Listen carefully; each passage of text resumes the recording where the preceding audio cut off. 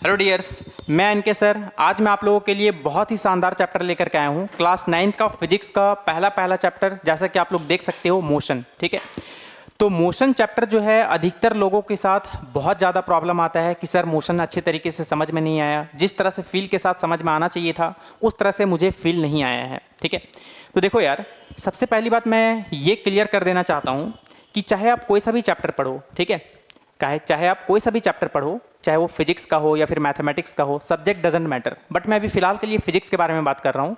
चाहे आप कोई सा भी चैप्टर पढ़ लो, अगर आप लोग उसको डे टू डे लाइफ के एग्जाम्पल से इंटर रिलेट नहीं कर पाते हो तो समझ जाओ कि यार आप लोग चीज़ों को रटने की कोशिश कर रहे हो। सिंपल सा बात, यही फंडा है मेरा। ठीक है, जब तक आप लोग पढ़ाई को यार रियल लाइफ में इंक्लूड नहीं कर पा रहे हो, कहाँ अप्लाई करना चाहिए उसका एप्लीकेशन ही नहीं समझ पा रहे हो, तो कहीं ना कहीं यार आप लोगों के नॉलेज में जो है कमी है। मतलब आप लोग को और भी उसमें डिटेल में पढ़ने की ज़रूरत है। ठीक है, तो चलो यार, मोशन में हम लोग बहुत ही शानदार वे में पढ़ने वाले हैं। ठीक है, तो देख सकते हो मोशन कंप्लीट कॉन्सेप्ट है। कंप्लीट कॉन्सेप्ट कहने का मतलब है कि आप लोगों को इसमें कोई भी ऐसा चीज़ नहीं छोड़ेंगे, मतलब जो आप लोगों को लगेगा कि यार ये मतलब कुछ कमी हो गया मोशन में। आप लोग को एकदम एडवांस तक लेकर के जाऊंगा, इसका तो एकदम बिंदास रहो।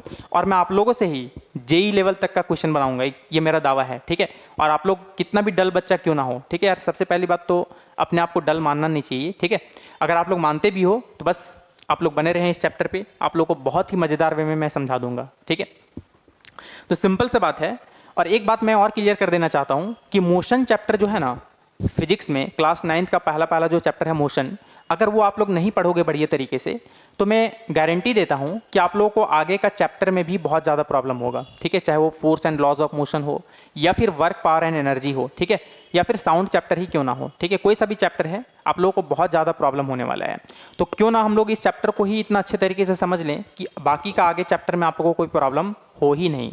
चाहे वो आप लोग वर्क, पावर, एनर्जी पढ़ो, उसमें भी जो है 3 इक्वेशन ऑफ मोशन का यूज़ होगा जो हम लोग यहाँ पर पढ़ने वाले हैं। ठीक है, और force and laws of motion पढ़ लो, उसमें भी इक्वेशन ऑफ मोशन का यूज़ होने वाला है।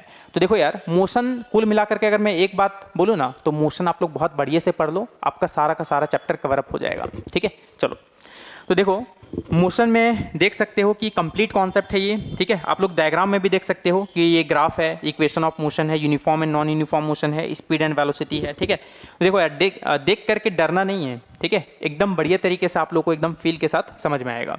देखो, तो देखो class 9th physics motion complete course, ठीक है, बाय एनके सर, यानी मैं आप लोगों के लिए बहुत ही शानदार वे में डिज़ाइन किया हूँ, देख सकते हो। अब देखो यार, सबसे पहली बात तो आप लोग दिमाग में इतना बैठा लो कि चाहे आप कोई सा भी चैप्टर पढ़ो, अगर आपको सबसे पहली बात ये नहीं पता होगा ना कि मुझे कैसे कैसे स्टेप वाइज स्टेप पढ़ना है, तब तक आप लोग बेहतर नहीं कर सकते हो। जैसे अगर मैं एक एग्जांपल दूं, अगर मैं बोलूं कि यहाँ से मुंबई जाना है आपको, अगर आपको पूरा रास्ता पता नहीं है ना, तो आप लोग को डर रहेगा कि यार कैसे जाऊँगा, किससे पूछूँ। ठीक है, बहुत सारा प्रॉब्लम को फेस करना पड़ेगा। ठीक है, और अगर आप लोगों को पूरा रास्ता पता है तो आप लोगों को फुल कॉन्फिडेंस आएगा कि हाँ यार मैं तो एकदम ही पहुंच जाऊंगा। तो ठीक उसी तरह से आपको चैप्टर का स्टार्टिंग से एकदम एंडिंग तक एकदम बढ़िया तरीके से एकदम स्मूथली आपको अगर जाना है तो एकदम मेरा बात मानो तो इंट्रोडक्शन को कभी भी जो है मिस मत करना। देखो, इंट्रोडक्शन को एकदम बढ़िया तरीके से देखो, मेरा पॉइंट ऑफ व्यू से अगर मानो तो इंट्रोडक्शन को बहुत ज़्यादा समय दो, एकदम बढ़िया तरीके से उसमें ध्यान दो थोड़ा सा। बोले इससे क्या फ़ायदा होगा, इससे 2 फायदा होगा। बोले अच्छा 2 फायदा, हाँ 2 फायदा। बोले कौन कौन सा। पहला फ़ायदा ये होगा कि आपको एक बेसिक आइडिया होगा कि मुझे इस चैप्टर में कैसे कैसे आगे बढ़ना है, पहला फ़ायदा। बोले हाँ ये तो ठीक है। दूसरा फ़ायदा क्या है, अब देखो यार, कभी कभार आप लोगों के साथ ऐसा होता होगा कि कोई आपके घर में गेस्ट आए और पूछे कि बेटा क्या पढ़ाई कर रहे हो, हाँ ठीक है ये पढ़ाई कर रहे हैं। ठीक है, अभी कौन सा चैप्टर चल रहा है, फिजिक्स में या मैथमेटिक्स में। ठीक है, तो आप लोग बोलोगे मोशन चल रहा है। तो आप लोगों से वो इंसान जो है आपसे एक सवाल करता है कि बताओ इसका आप जानते हो। और अगर आपका मुंह उस टाइम बंद रह गया ना, तो कहीं ना कहीं वो जज कर लेते हैं कि ये नहीं पढ़ने वाला नहीं है ये। ठीक है, ये एकदम जजमेंट हो जाता है। अब देखो, इंट्रोडक्शन को अगर आप लोग बहुत बढ़िया तरीके से अगर समझ लिए हो तो आपको फ़ायदा ये होगा कि जितना भी टर्म्स के बारे में पढ़ना है वो तो आपको एक आइडिया हो गया, और उसमें थोड़ा नॉलेज ले लो हल्का हल्का। ठीक है, क्लियर है। इससे क्या होगा, कम से कम जो बंदा आपसे सवाल किया है, कम से कम आपका मुंह तो बंद नहीं रहेगा, कुछ तो इसका बेसिक कुछ कॉन्सेप्ट तो बता ही दोगे उसमें। तो उसमें क्या होगा ना, और पता है वो इंसान जो है आपसे पूरा सवाल का जवाब सुनना भी नहीं चाहता था, बस ये आपको ऑब्जर्व किया जा रहा था कि एक्चुअली में आपका मुंह बंद रहता है या फिर उसमें कुछ आप जवाब देते हो। अगर 2 लाइन भी बोल देते हो ना तो उसके नज़र में आप लोग का जो इमेज है वो कहीं ऊपर उड़ जाता है कि हाँ ये बच्चा बहुत शानदार बच्चा है, ठीक है, ये पढ़ाकू बच्चा है, पढ़ने वाला बच्चा है, भले वो पढ़ाई लिखाई करता हो या नहीं करता हो, इट डजेंट मैटर, ठीक है। चलो, तो इंट्रोडक्शन को एकदम बढ़िया तरीके से देखने वाले हैं। तो जैसा कि आप लोग देख सकते हो कि सबसे पहला है रेस्ट एंड मोशन। क्या क्या टॉपिक पढ़ना है, सबसे पहला आप लोग देख सकते हो कि रेस्ट एंड मोशन। और आप लोग इसमें ये बोलोगे कि रेस्ट और मोशन सर बहुत ही ईजी सा टॉपिक है। देखो यार, मैं अपना स्टोरी बताता हूँ, ठीक है। एक टीचर से मेरा हाल ही फिलहाल में, ये मेरा रियल स्टोरी है कि हाल ही फिलहाल बहस हुआ था इसी रेस्ट और मोशन को लेकर के, ठीक है। क्योंकि यार इसमें किसी बच्चे के कॉपी में जो है गलत लिखवा दिया गया था कुछ, अभी मैं डिस्कस भी करूँगा कि क्या गलती होता है इसमें, ठीक है। और उसमें मैं गलती पकड़ा तो बोला नहीं आप नहीं जानते हैं, ठीक है। और मज़े की बात तो ये है कि वो टीचर जो है गूगल से कॉपी पेस्ट की थी और गूगल में भी वही आंसर लिखा हुआ था जो टीचर ने लिखा। फिर मैं उसे प्रूफ भी किया, बोला कि देखो ये गलत है, गूगल भी गलत है यहाँ पर। तो ये कॉन्फिडेंस होना चाहिए। अगर आपके पास प्रॉपर नॉलेज है ना तो गूगल बाबा हो या कोई भी बाबा हो, आप लोग उस पर विश्वास नहीं करोगे, खुद पे कॉन्फिडेंस होगा। बस आप लोगों के पास प्रूफ होना चाहिए, बस तब देखो आप लोग को पूरा दुनिया जो है आपका जो है इज्जत करेगा कि हाँ ये सही बोल रहे हैं। मुझे गूगल से क्या मतलब है, अगर मैं पढ़ाई किया हूँ, मेरे पास नॉलेज है, परफेक्ट नॉलेज है, तो मुझे कोई नहीं झुका सकता है। तो अगर आपके पास नॉलेज है ना तो गारंटी है कि आपको कोई नहीं झुका सकता है। तो नॉलेज सबसे बड़ा होता है, ठीक है। उसके बाद हम लोग बात करेंगे स्केलर एंड वेक्टर क्वांटिटी, ठीक है। अब ये क्या होता है, देखो फिजिकल क्वांटिटी क्या होता है। Physical quantity anything which can be measured is known as physical quantity. जिस किसी को भी हम लोग माप सकते हैं उसको हम लोग फिजिकल क्वांटिटी बोलते हैं। फिजिकल क्वांटिटी को हम लोग 2 पार्ट में स्प्लिट करते हैं। एक होता है on the basis of dependency, ठीक है, कि मतलब वो फिजिकल क्वांटिटी किस किस टर्म पे डिपेंड कर रहा है उसके बेसिस पर। एक फंडामेंटल होता है, एक डिराइव्ड होता है। फंडामेंटल को हम लोग बेस क्वांटिटी भी बोलते हैं। खैर इसके बारे में आप लोगों को नहीं जानना है, ठीक है, बट फिर भी अगर जो अच्छे बच्चे होते हैं थोड़ा सा दिमाग में रखते हैं। दूसरा on the basis of direction. अब डिपेंड करता है कि जितना भी फिजिकल क्वांटिटी है वो फिजिकल क्वांटिटी मतलब डायरेक्शन पे डिपेंड कर रहा है या फिर नहीं कर रहा है, उसके बेसिस पर हम लोग स्केलर और वेक्टर क्वांटिटी को डिफाइन करते हैं, ठीक है। बोले बोलना क्या चाह रहे हैं, देखो बोलना बहुत सिंपल सा चाह रहा हूँ। देखो कुछ फिजिकल क्वांटिटी ऐसे होते हैं जिसमें सिर्फ और सिर्फ मैग्नीट्यूड पे डिपेंड करता है, डायरेक्शन पे डिपेंड नहीं करता है, ठीक है। बोले मैग्नीट्यूड क्या होता है, मैग्नीट्यूड एक नंबर है जिससे अंदाज़ा होता है या फिर हम लोग एक बेसिक आइडिया देता है कि उसका मास क्या होगा, साइज क्या होगा, ठीक है, ये सब के बारे में एक रफ आइडिया देता है। जैसे अगर मैं बोलूँ कि मेरे घर में बहुत बड़ा बक्सा है तो आप लोग यार ये अंदाज़ा नहीं लगा पाओगे कि कितना बड़ा बक्सा होगा। लेकिन अगर मैं ये बोलूँ कि मेरे घर में बहुत बड़ा बक्सा है जिसका मास 100 kg है, ठीक है, तो आप लोग समझ जाओगे कि हाँ यार 100 kg मतलब इतना साइज का हो सकता है, ठीक है। मतलब एक आप लोग को एक रफ आइडिया मिल जाएगा। तो मैग्नीट्यूड एक नंबर है, ठीक है। जैसे आप लोग सब्जी लेने जाते हो, कितना चाहिए, 2 kg चाहिए, तो जो दो बता रहे हो ना वो उसको समझ में आ गया कि एक्चुअली में 2 kg मतलब कितना क्वांटिटी उसको देना है। तो कहीं ना कहीं वो क्वांटिटी के बारे में डिफाइन करता है, ठीक है। अच्छा, जो फिजिकल क्वांटिटी सिर्फ और सिर्फ मैग्नीट्यूड पे डिपेंड करता हो उसको हम लोग बोलते हैं स्केलर क्वांटिटी, ठीक है। क्या बोलते हैं, स्केलर क्वांटिटी। जैसे एग्जांपल के तौर पर अगर मैं दूं तो टाइम, अगर मेरे से कोई टाइम पूछता है तो मैं सिंपली बता दूंगा यार 5 बज रहा है या फिर 6 बज रहा है। अगर वो बंदा पूछता है कि किधर बज रहा है तो बस दे देना है कान के नीचे एक जमा के बढ़िया सा, ठीक है। चूंकि टाइम जो है डायरेक्शन पे डिपेंड नहीं करता है, चाहे आप लोग इस वॉल पे लगाओ या फिर इस वॉल पे लगाओ, डायरेक्शन चेंज कर दो, उसका मैग्नीट्यूड यानी नंबर पे कोई फर्क नहीं पड़ेगा, ठीक है। तो टाइम एक ऐसा फिजिकल क्वांटिटी है जो डायरेक्शन पे डिपेंड नहीं करता है, इसलिए हम लोग उसको बोलते हैं स्केलर क्वांटिटी। अब यार वेक्टर क्वांटिटी क्या होता है, वेक्टर क्वांटिटी होता है वैसा फिजिकल क्वांटिटी जो मैग्नीट्यूड के साथ साथ डायरेक्शन पे भी डिपेंड करता है, मैग्नीट्यूड के साथ साथ डायरेक्शन पे भी डिपेंड करता है और वेक्टर लॉ को फॉलो भी करता है। बट अब ये वाला तीसरा वाला टर्म जो है ना आप लोग अभी भूल जाओ, ठीक है, वो हायर क्लास में आएगा। तो सिंपली आप लोग इतना याद रख लो कि मैग्नीट्यूड और डायरेक्शन जिस फिजिकल क्वांटिटी में होगा उसको हम लोग बोलते हैं वेक्टर क्वांटिटी। चलो एग्जांपल दो एक, देखो एग्जांपल ये है, आप लोग के घर में बॉटल होगा, बोले हाँ बॉटल तो है, ठीक है। तो उसमें क्या करना, उसमें आप लोग को अगर मैं बोल दूं, हिंट करूं कि आपका जो बॉटल का ढक्कन है ना 100 न्यूटन का फोर्स लगाओगे तो खुल जाएगा। सपोज 100 न्यूटन वैसे बहुत ज़्यादा फोर्स होता है, बहुत कम ही खुलता है। एग्जांपल दे रहा हूँ, सपोज करो कि 100 न्यूटन का फोर्स लगाओगे और वो खुल जाएगा बॉटल का ढक्कन। तो क्या यार सिर्फ मैग्नीट्यूड बोलने से हो जाएगा क्या? अब हो सकता है कि कोई बंदा क्लॉकवाइज डायरेक्शन में घुमा रहा हो तो उसके साथ एक सही डायरेक्शन भी बताना पड़ेगा कि किस डायरेक्शन में 100 न्यूटन का फोर्स लगाना है, ठीक है। आपको स्क्रू खोलना है तो किधर घुमाना है, ठीक है, वो भी तो पता होना चाहिए ना, क्लॉकवाइज या फिर एंटी क्लॉकवाइज। तो फोर्स एक वेक्टर क्वांटिटी है, क्योंकि फोर्स को डिफाइन करने के लिए मैग्नीट्यूड के साथ साथ डायरेक्शन का भी नीड होता है, ठीक है। तो जिस फिजिकल क्वांटिटी में मैग्नीट्यूड के साथ साथ डायरेक्शन भी होता है उसको हम लोग क्या बोलते हैं, वेक्टर क्वांटिटी बोलते हैं, ठीक है।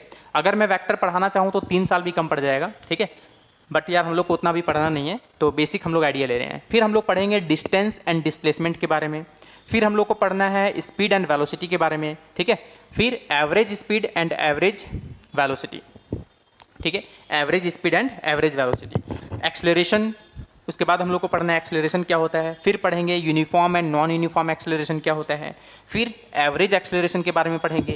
बट यार देखो, जितना भी फिजिकल क्वांटिटी है ना उसको आप लोगों को एकदम फील के साथ समझ में आना चाहिए। फील बोले तो आप लोग डे टू डे लाइफ का जो एग्जांपल है उससे इंटर रिलेट करवाऊंगा मैं, ये तो मेरा गारंटी है, ठीक है। आप लोग के पास जो भी चीज़ होगा, ठीक है, जो भी चीज़ होगा आप लोग के पास, तो बस सिंपल सा बात आप लोग जान लो कि तुरंत फिजिक्स आ जाना चाहिए आपके दिमाग में। जैसे अगर मेरे हाथ में ये पेन है तो बस अच्छा इसका यहाँ पर एरिया कम है, मतलब यहाँ पर प्रेशर ज़्यादा होगा, यहाँ एरिया ज़्यादा है इट मीन्स यहाँ पर प्रेशर कम होगा। तो ये बात आप लोगों को एकदम फील आ जाना चाहिए। अगर कल के दिन आप लोग दरवाज़ा भी खोलते हो ना तो फिजिक्स के स्टाइल में खोलना है ना, कि कहाँ पर फोर्स लगाएं कि टॉर्क क्या होगा, ज़्यादा होगा, ठीक है।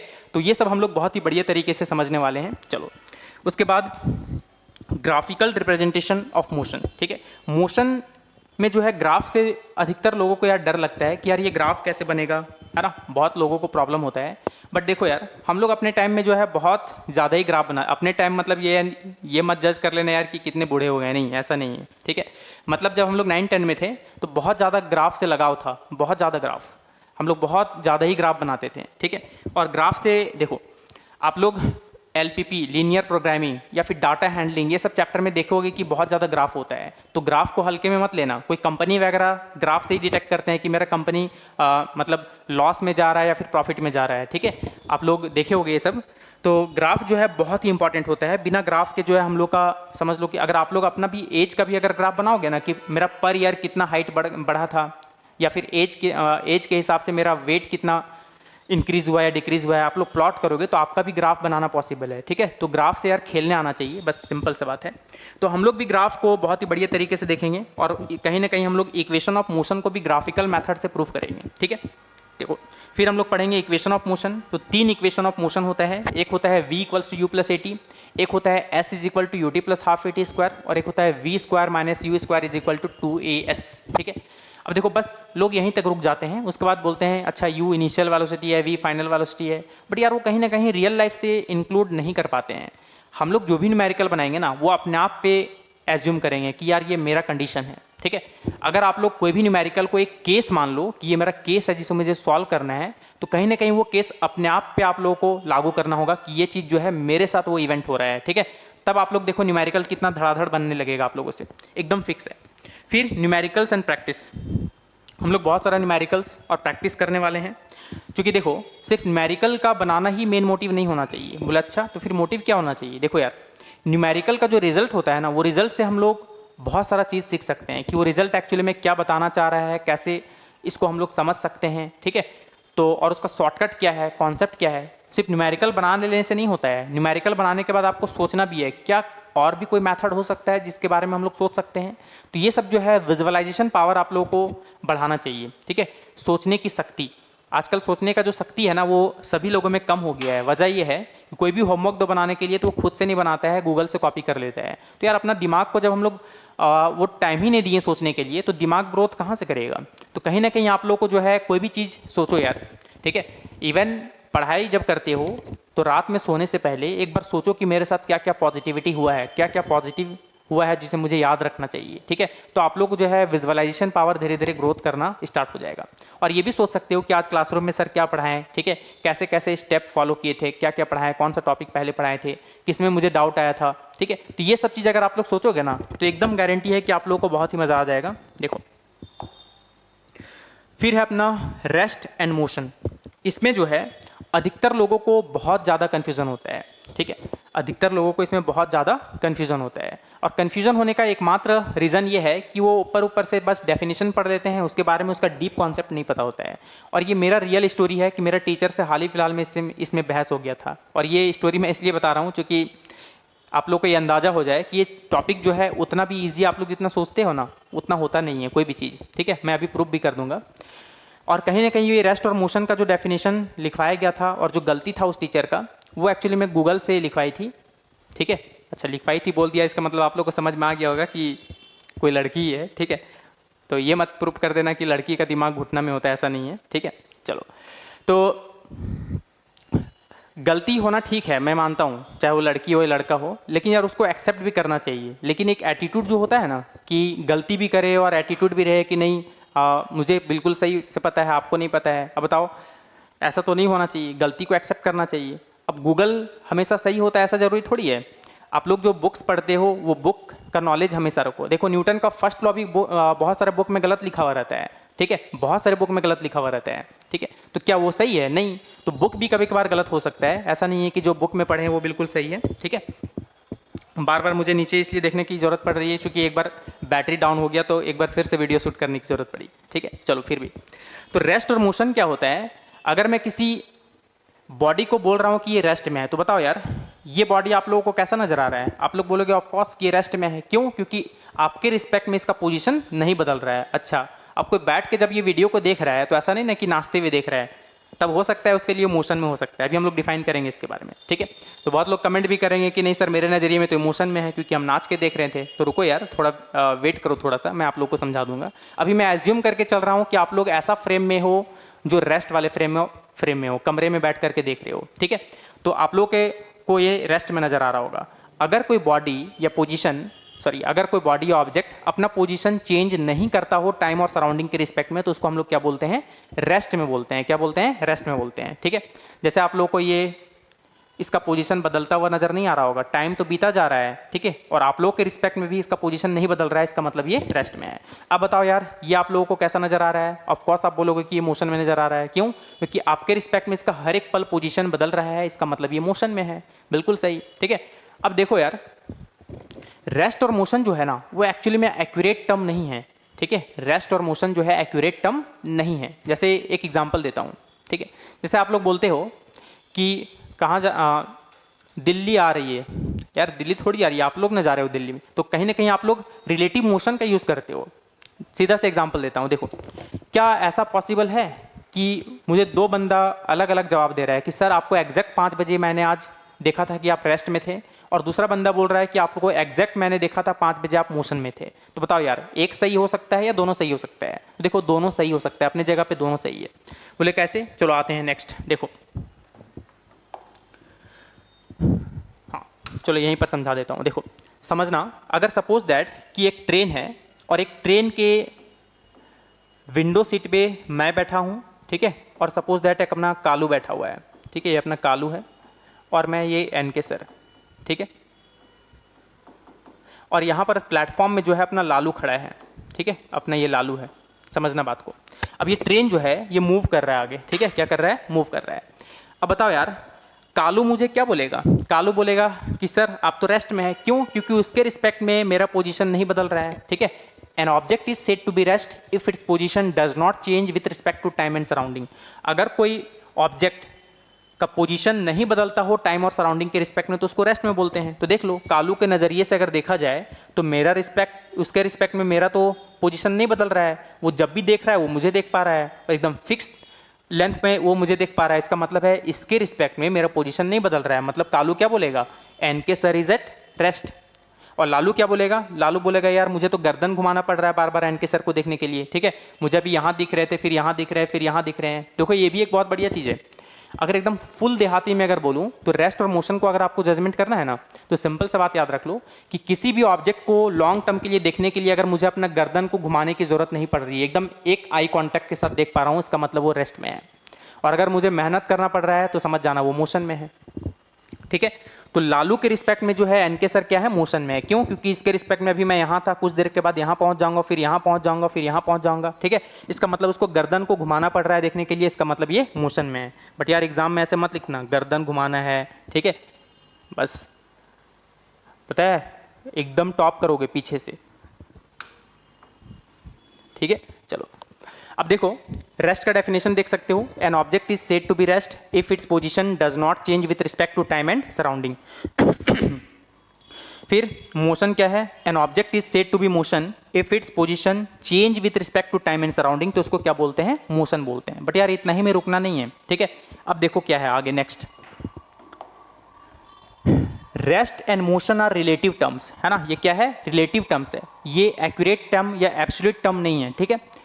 Because an object's state depends on the observer frame of reference. देखो ये चीज आप लोग मार्क कर लो, फ्रेम ऑफ रेफरेंस। क्या फ्रेम ऑफ रेफरेंस क्या होता है यार, फ्रेम ऑफ रेफरेंस वो प्लेस जहां से आप लोग किसी भी बॉडी या ऑब्जेक्ट को क्या कर रहे हो, ऑब्जर्व कर रहे हो, ठीक है। जैसे हम लोग अर्थ में रह करके पूरा दुनिया को ऑब्जर्व कर रहे हैं, तो अर्थ मेरे लिए क्या हो गया, फ्रेम ऑफ रेफरेंस हो गया।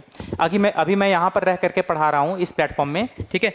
तो ये प्लेटफॉर्म मेरे लिए क्या हो गया, फ्रेम ऑफ रेफरेंस, क्योंकि मैं अभी आप लोगों को यहाँ से ऑब्जर्व कर रहा हूँ, तो मेरा फ्रेम ऑफ रेफरेंस ये कमरा है, ठीक है। आप लोग जिस कमरे से देख रहे हो वो आपका फ्रेम ऑफ रेफरेंस हो गया, ठीक है। तो फ्रेम ऑफ रेफरेंस वो जगह है जहाँ से आप लोग पूरा वर्ल्ड को ऑब्जर्व कर रहे होते हैं, देख सकते हो, that place where you observe the whole world, ठीक है। वो प्लेस, वो जगह जहाँ पर आप लोग, जहाँ पर रह करके आप लोग पूरा वर्ल्ड को ऑब्जर्व कर रहे होते हो, उसको हम लोग क्या बोलते हैं, फ्रेम ऑफ रेफरेंस। अब देखो फ्रेम ऑफ रेफरेंस दो तरह का होता है, एक होता है इनर्शियल फ्रेम ऑफ रेफरेंस और एक होता है non inertial frame of reference. अभी मैं समझा दूंगा, एकदम निश्चिंत रहो, ठीक है। देखो इनर्शियल फ्रेम ऑफ रेफरेंस क्या होता है, वैसा फ्रेम ऑफ रेफरेंस जिसका वेलोसिटी या तो जीरो हो या तो कांस्टेंट हो, ठीक है। कांस्टेंट होगा तो एक्सेलरेशन तो जीरो होगा उसका, ये तो बात फिक्स है, मतलब एक्सेलरेशन उसका क्या होना चाहिए, जीरो होना चाहिए। या तो उस फ्रेम ऑफ रेफरेंस का वेलोसिटी जीरो होना चाहिए, और अगर वेलोसिटी है तो कांस्टेंट होना चाहिए, इट मींस एक्सेलरेशन जीरो होना चाहिए। Non inertial frame of reference क्या है, जिसमें वेलोसिटी कांस्टेंट नहीं हो, इसका मतलब वो एक्सेलरेटेड फ्रेम हो। कैसा हो, एक्सेलरेटेड फ्रेम, ठीक है। क्लियर ये बात। जैसे मैं एग्जांपल दूं तो आप लोग बस में सबको सफ़र किए होंगे, ठीक है। तो बस में जो है ना, बस का जो स्पीड होता है वो कांस्टेंट नहीं होता है, ठीक है, मतलब उसका वैरी करते रहता है। लेकिन ट्रेन फिर भी वो वेरिएबल है, बट फिर भी मैं बात करूं बस के कंपैरिजन में, तो ट्रेन कोशिश करता है कि अपना स्पीड को मेंटेन रखे, ठीक है, एज कंपेयर टू बस। हालांकि वो भी चेंज करता है, बट बहुत माइनर सा चेंजेस होता है, ठीक है। तो कांस्टेंट कहने का मतलब है कि अपना एक फिक्स वेलोसिटी के साथ वो आगे मूव कर रहा है, मतलब अपना वेलोसिटी को चेंज नहीं कर रहा है, ठीक है। उसको बोलते हैं यूनिफॉर्म, ठीक है, यूनिफॉर्म, ठीक है। तो देख सकते हो, तो वेलोसिटी या तो जीरो हो या तो कांस्टेंट हो, इट मींस एक्सेलरेशन जीरो हो, तो उसको हम लोग बोलते हैं inertial frame of reference. Non inertial frame of reference क्या होता है, जिसमें वेलोसिटी कांस्टेंट नहीं होगा, मतलब वेलोसिटी कांस्टेंट नहीं होने वाला है, ठीक है। अगर कांस्टेंट नहीं होगा इसका मतलब उसमें एक्सेलरेशन होगा, इट मींस एक्सेलरेशन भी जीरो नहीं होगा, नॉन जीरो होगा, ठीक है। नॉन जीरो कहने का मतलब है जीरो के अलावा कुछ हो सकता है। चलो, तो अभी मैं बताया था कि रेस्ट और मोशन जो है ना, वो एब्सोल्यूट टर्म नहीं है, रिलेटिव टर्म है। रिलेटिव टर्म मतलब बोले तो हम लोग किस फ्रेम ऑफ रेफरेंस से ऑब्जर्व कर रहे हैं, वो फ्रेम ऑफ रेफरेंस पे डिपेंड करता है। मुझे बार बार बैटरी देखने की जरूरत पड़ रही है, ठीक है। तो वैसा फ्रेम ऑफ रेफरेंस जहां से हम लोग देख रहे हैं उसको हम लोग फ्रेम ऑफ रेफरेंस बोलते हैं, मतलब जिस प्लेस से हम लोग देख रहे हैं ना, वो प्लेस मेरे लिए क्या हो गया, फ्रेम ऑफ रेफरेंस हो गया। तो सिंपल सा बात आप लोग याद रख लो कि रेस्ट और मोशन जो है रिलेटिव टर्म है, रिलेटिव टर्म, ठीक है। सपोज, चलो इसको समझना बात को, ठीक है। देखो अब मैं वही स्टोरी बताने की कोशिश कर रहा हूँ। बोले कौन सा स्टोरी, जो टीचर ने गलती लिखा था। अच्छा, वो टीचर ने गलती लिखा था रेस्ट और मोशन को लेकर के ही, ठीक है। ऐसा बोला गया था कि स्पीड जीरो नहीं हो सकता है, एक तो गलती ये था, ठीक है, कि स्पीड जीरो नहीं हो सकता है। कैसे नहीं हो सकता यार, अगर मैं खड़ा हो जाऊँ एक जगह पे तो क्या बोलोगे, मेरा स्पीड क्या है, जीरो, वो अलग बात है, ठीक है। अभी जीरो बोल सकते हो ना, बोले नहीं सर मोशन में होंगे तो यार मोशन में होंगे तो हो सकता है ना पॉसिबल। अगर मान लिया जाए कार पे बैठा हूँ, ठीक है, यहाँ पर मैं बैठा हूँ, यहाँ पर ड्राइवर ये ऑब्जर्व कर रहा है मुझे, तो भले कार आगे बढ़ रहा हो तो बट इसके रिस्पेक्ट में मैं रेस्ट ही में ना कहलाऊंगा, ठीक है। इसका मतलब मेरा स्पीड इसके रिस्पेक्ट में जीरो होगा। या बोले नहीं सर अलग अलग फ्रेम में रहें तो भी हो सकता है। अगर मान लिया जाए मैं भी, ये भी 40 मीटर पर सेकंड के रफ्तार से जा रहा है, मैं भी 40 मीटर पर सेकंड के रफ्तार से जा रहा हूँ, सपोज दैट, तो बताओ ये जब भी मुझे देखेगा तो हर पल जो है अपने ही नज़दीक में देखेगा। इसका मतलब अभी भी इसके रिस्पेक्ट में मैं रेस्ट में ही कहलाऊंगा, ठीक है। तो देखो यार, पढ़ाई जो है ना, नॉलेज बहुत ही ज़रूरी होता है, नॉलेज परफेक्ट रखो। खैर इसके बारे में हम लोग आगे बात करेंगे, अभी देखो थोड़ा सा डिस्कस कर दिया। देखो तो सिंपली याद रखना है यहाँ पर कि फ्रेम ऑफ रेफरेंस वो जगह होता है जहाँ से हम लोग पूरा होल वर्ल्ड को ऑब्जर्व कर रहे होते हैं, ठीक है। अब देखो, तो डिपेंड करता है कि किसी भी बॉडी को रेस्ट में बोले या मोशन में बोले। जैसे अगर कोई बॉडी, अगर आप लोग को सपोज दैट ये रेस्ट में नज़र आ रहा है, ठीक है, ये रेस्ट में नज़र आ रहा है, तो देखो अगर आप लोग मूव करते हुए मोशन में अगर आप लोग हो ना, तो भी हो सकता है कि वो बॉडी आप लोगों को मोशन में नज़र आ सकता है। जैसे एग्जांपल देता हूँ, आप लोग बस में जब सफ़र करते हो, ठीक है, तो रोड किनारे खड़े जो चच्चा होते हैं उसको आप लोग देखोगे ना तो लगेगा कि चच्चा जो है पीछे की तरफ जा रहे हैं ना, पीछे की तरफ, ठीक है, या फिर सारा पेड़ पौधा लगेगा कि पीछे की तरफ जा रहा है। तो कहीं ना कहीं ये रिलेटिव मोशन है। आप लोग जिस फ्रेम ऑफ रेफरेंस से ऑब्जर्व कर रहे हो वो कैसा है, वो उसमें वेलोसिटी है। तो आप लोग आगे बढ़ रहे हो तो उसके रिस्पेक्ट में सारा पेड़ पौधा या फिर जो भी ऑब्जेक्ट है वो पीछे की तरफ जाता हुआ नजर आता है, ठीक है। तो भी हम लोग क्या बोलते हैं, वो पेड़ मोशन में है, ठीक है, ऐसा हम लोग बोलते हैं। जैसे अगर मैं बात करूं, जैसे मान लिया जाए यहाँ पर एक इंसान है, अपना कालू खड़ा है, ठीक है, और यहाँ से लालू मस्त अपना कार से इधर आ रहा है कुछ स्पीड से, तो लालू क्या बोलेगा ना कि Kalu is coming towards me. क्यों? क्योंकि ये इसके तरफ जा रहा है तो इसको लग रहा है कि कालू जो है मेरे तरफ आ रहा है, एज अ रिलेटिव मोशन, ठीक है। तो ये क्या बोलेगा, कालू मोशन में है, और कालू क्या बोलेगा, लालू मोशन में है। तो देखो यार, फ्रेम पे डिपेंड करता है कि हम लोग किस फ्रेम ऑफ रेफरेंस से देख रहे हैं। अगर हम लोग रेस्ट वाले फ्रेम ऑफ रेफरेंस से किसी रेस्ट वाले ऑब्जेक्ट को देखेंगे तो वो मुझे रेस्ट में नजर आएगा, और अगर मैं मोशन वाले फ्रेम ऑफ रेफरेंस से किसी रेस्ट वाले बॉडी को देखूं तो भी वो रेस्ट वाला बॉडी मुझे मोशन में ही दिखाई देगा। क्यों? क्योंकि मेरे रिस्पेक्ट में उसका पोजीशन बदल रहा है। तो सिंपल से डेफिनेशन याद रखो कि अगर कोई बॉडी अपना पोजीशन बदलता है टाइम और सराउंडिंग के रिस्पेक्ट में, ठीक है, तो उसको हम लोग मोशन में बोलते हैं, और नहीं बदलता है तो उसको रेस्ट में बोलते हैं। सिंपल से बात है। चलो अब हम लोग आते हैं आगे। हाँ, अब फिजिकल क्वांटिटी क्या होता है, देखो अभी ये तो पहले ही बार मैं फर्स्ट इंट्रोडक्शन में ही बता दिया कि anything which can be measured is known as physical quantity. जिस किसी को भी हम लोग माप सकते हैं वो अपना फिजिकल क्वांटिटी है। बोले किसको माप सकते हैं, ठीक है, मास मेजरेबल है, ठीक है, डिस्टेंस मेजरेबल है, डिस्प्लेसमेंट मेजरेबल है, स्पीड कितना स्पीड से जा रहे हो, 40 kilometre per hour, 50 kilometre per hour, तो ये सभी मेजरेबल है, ठीक है। तो ये सभी फिजिकल क्वांटिटी हैं। Anything which can be measured is known as physical quantity. जिस किसी को भी हम लोग माप सकते हैं वो अपना फिजिकल क्वांटिटी है, ठीक है।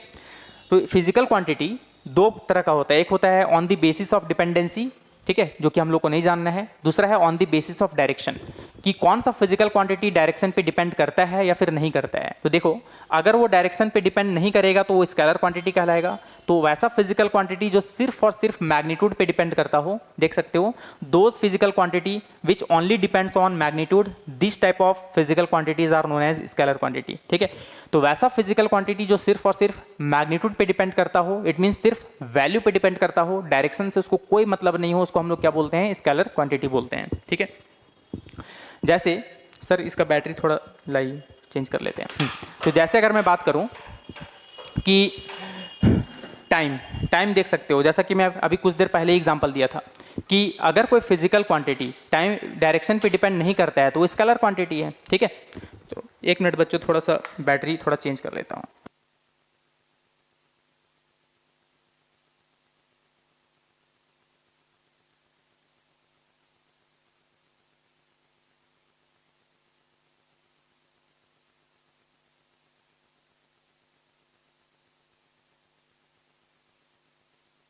हाँ, तो वैसा फिजिकल क्वांटिटी जो सिर्फ और सिर्फ मैग्नीट्यूड पे डिपेंड करता हो, डायरेक्शन से उसको कोई मतलब नहीं हो, उसको स्केलर क्वांटिटी बोलते हैं। जैसे एग्जांपल के तौर पर अगर मैं बात करूं तो टाइम सिर्फ वैल्यू पे डिपेंड करता है, कितना बज रहा है, 8 बज रहा है, बस आपको इतना ही से मतलब है, डायरेक्शन से कोई मतलब नहीं है ना, कि किधर बज रहा है, ये सब सवाल नहीं होना चाहिए।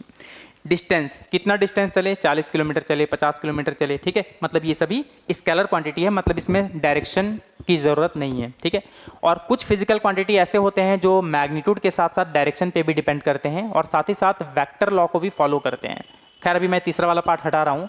वेक्टर लॉ क्या होता है, वेक्टर लॉ ऑफ अलजेब्रा, ये हम लोग पढ़ेंगे हायर क्लास में। तो फिलहाल के लिए भी इतना समझ लो कि those physical quantity which depends on magnitude as well as direction, but अच्छा बच्चा थोड़ा सा ये ऐड कर लेता है, and follows law of vector algebra. इतना तो याद कर ही सकते हैं यार, ठीक है। अगर कोई पूछे क्या होता है, नहीं पता सर बताएं, हायर क्लास में पढ़ना है, बस इतना जानकारी दे दी है, ठीक है, कि ये क्या होता है वेक्टर लॉ ऑफ अलजेब्रा, ये आगे पढ़ेंगे।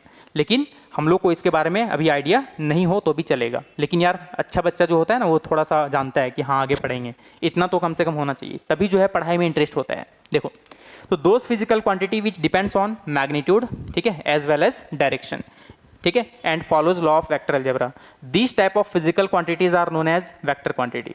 तो वैसा फिजिकल क्वांटिटी जो सिर्फ और सिर्फ मैग्नीट्यूड पे ही डिपेंड नहीं करता हो, मैग्नीट्यूड के साथ साथ डायरेक्शन पे भी डिपेंड करता हो और वेक्टर लॉ को फॉलो भी करता हो, ठीक है। एग्जाम्पल हो गया फोर्स, जैसे मैं कुछ देर पहले एग्जाम्पल दिया था कि अगर सपोज दैट कि आपके पास कोई बॉटल है, अगर 2 न्यूटन का फोर्स लगाओ खुल जाएगा, बट ऑपोजिट डायरेक्शन में लगाओगे तो नहीं। ये भी मेंशन करना होगा कि किस डायरेक्शन में उसे रोटेट करना है, क्लॉकवाइज या फिर एंटी क्लॉकवाइज, ठीक है। तो कुछ कुछ फिजिकल क्वांटिटी को डिफाइन करने के लिए मैग्नीट्यूड के साथ साथ डायरेक्शन भी चाहिए। चलो अब देखो यार, हम लोग का मन पसंदीदा टॉपिक आ गया, बहुत ही इंपॉर्टेंट, जिसमें अधिकतर लोग इसमें गड़बड़ करते हैं, ठीक है। गड़बड़ इन द सेंस थोड़ा बहुत आइडिया तो होता है लेकिन न्यूमेरिकल नहीं बनता है। तो बस मेरे एक ही मानना है कि न्यूमेरिकल नहीं बनना मतलब कॉन्सेप्ट डल है।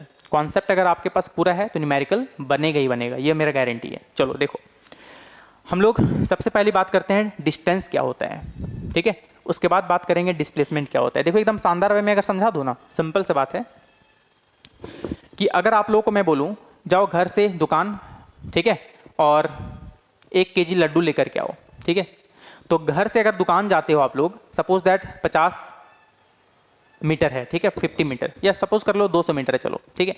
घर से आपका दुकान 200 मीटर की दूरी पर है, 200 मीटर की दूरी पर। तो आप लोग हुआ क्या, आप लोग क्या किए कि घर से दुकान गए, आप लोग को याद आया यार पैसा तो लाना ही भूल गए, और दुकानदार तो भगा दिया, आपको पहचानता नहीं है, इसलिए आइडेंटिटी भी बनाना जरूरी है, ठीक है।